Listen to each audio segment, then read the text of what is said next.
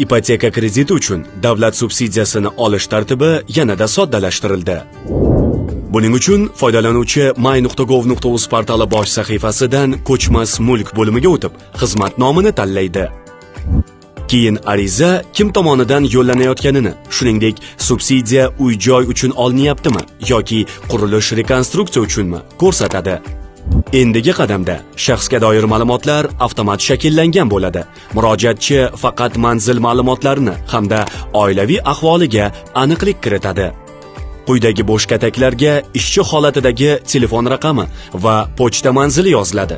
Bu komissiya a'zolarining qayta aloqaga chiqishlari uchun kerak bo'ladi.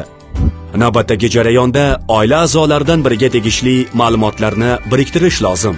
Buning uchun qo'shish tugmasi bosiladi. So'ngra biriktirilayotgan shaxs ma'lumotlari qayd etiladi va to'ldirish tugmasi bosiladi.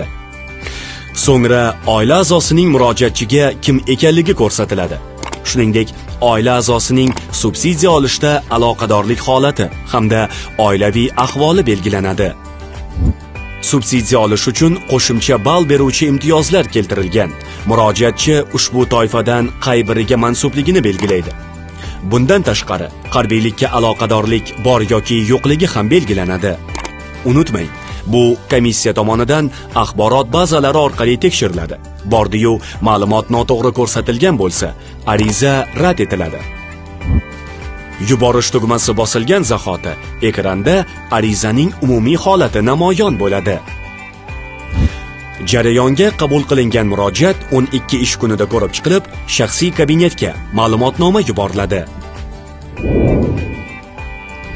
my.gov.uz har qachongidan ham oson, tez va qulay.